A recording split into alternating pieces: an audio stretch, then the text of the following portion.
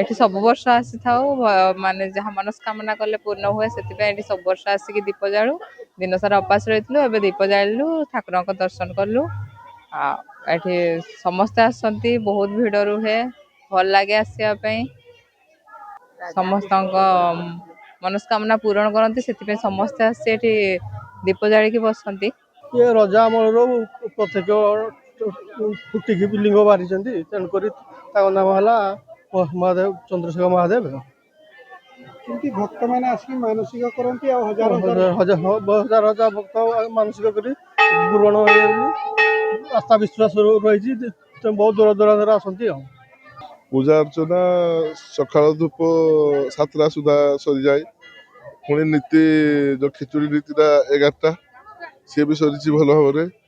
ଆଉ ଏବେ ସନ୍ଧ୍ୟା ଧୂପ ସରିଛି ରାତିରେ ମହାଦୀପ ଉଠିବ ପ୍ରାୟ 11:30। କେତେ ମାନେ ଲୋକ ସଂଖ୍ୟା କେତେ ସମୟ ଆଜି ସକାଳୁ ହାରାହୁରି 15,000 ଖଣ୍ଡେ।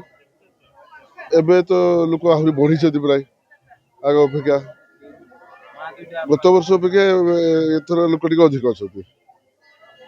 ମାନେ ଶାନ୍ତି ଶୃଙ୍ଖଳା ଦୀପ ବହୁତ ଶାନ୍ତି ଶୃଙ୍ଖଳା ଦୀପ ଚାଲିଛି କାମ ମାନେ କୌଣସି ଅସୁବିଧା କାହାରି ନାହିଁ। ପୋଲିସ ସହଯୋଗ ବି ପୁରା ରହିଛି।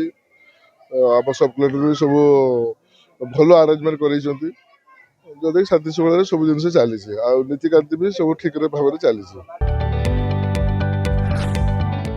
जदि आपंक आम भिडी भल लगा तेब आम चैनल को लाइक शेयर और सब्सक्राइब करने को जमा भी भूलु नहीं।